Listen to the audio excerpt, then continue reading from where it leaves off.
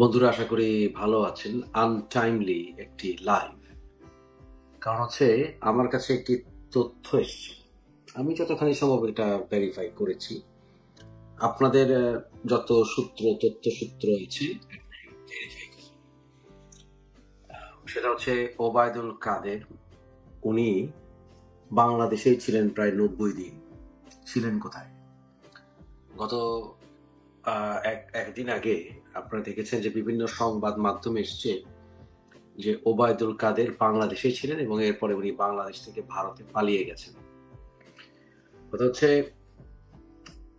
Media কি জানে না বা সরকার কি জানে না যে সরকারকে নির্দেশনা দিয়েছে আদালত যে বের করতে উনি এতদিন কোথায় ছিলেন। আসলে জানে, সবই সরকার জানে, কিন্তু সরকার এম্বারেসড জানাতে সবাইকে। সরকার এম্বারেসড। যাই হোক, যে সূত্র থেকে আমি জেনেছি সূত্রটা অত্যন্ত রিলায়েবল। সূত্রটা বলা যাবে না অবভিয়াসলি। সূত্রটা আমি let's put it this way, Awami লীগের ভেতর থেকেও জেনেছি, বিএনপির ভেতর থেকেও জেনেছি। মোটামুটি রিলায়েবল সোর্স, বেশ রিলায়েবল সোর্স। আজ হোক কাল হোক সত্য বেরিয়ে আসবে আশা করি, এবং আপনারাও দেখবেন। তবে তথ্যটা ভুল হলে আমি খুব অবাক হব। তথ্যটা ভুল হলে আমি খুবই অবাক হব। ওবায়দুল কাদের বলেছিলেন পালাবো না, প্রয়োজনে মির্জা ফখরুলের বাসায় গিয়ে উঠবো। মজার ব্যাপারটা হচ্ছে ওবায়দুল কাদের আমাদেরকে অবাক করতে কখনো বলেননি। তো উনি ছিলেন কোথায়? উনি ছিলেন বিএনপির এক নেতার বাসায় সিলেটে, এবং কাজীর বাজার এলাকায় বিএনপির এক সময়ের সিলেট এক আসনে এমপি নির্বাচনে অংশ নেয়া